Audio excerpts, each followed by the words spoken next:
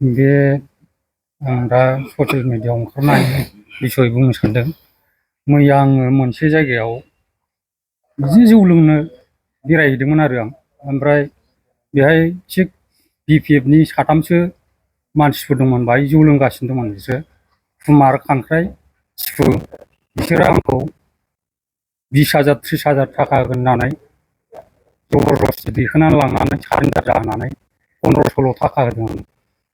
आं बे जायगानिफ्रायनो BPFखौनो नांला होननानै आं नागारनानै फैखानाय मानसि।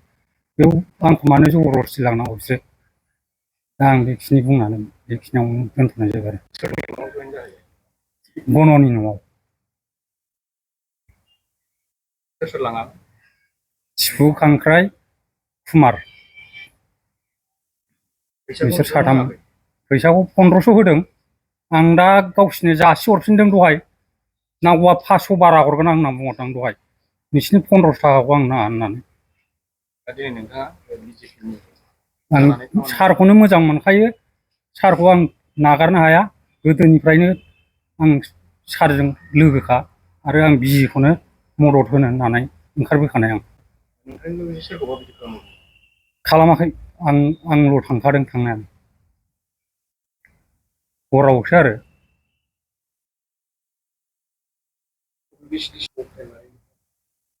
जारबारि प्राइमारि, बनरगाव ब्लकनि गोलैयो। दैदेनगिरिफोरथ' बिदिनो बन'मोनल'सो दं जाहैबाय। कुमारमोन, सिफुमोन। औ।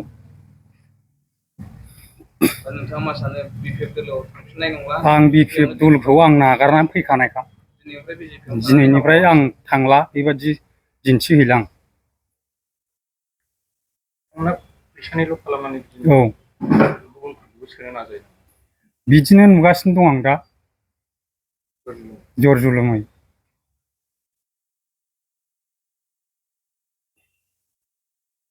दाबोथ' ओरैनो BJPखौ फेजेननो हानाय आं नुवाखै दासिमाव। औ। गैया। राजिब सारखौ गोदोनिफ्रायनो जों फोथायखायो, बिराद मोजां मानसि। लोमजाबा साजाबा बिथाङा जोंखौ गथ' गथाय बिदिनो फरायनाय मानायनिबो अनेकबार सहाय हरबाय जोंनो।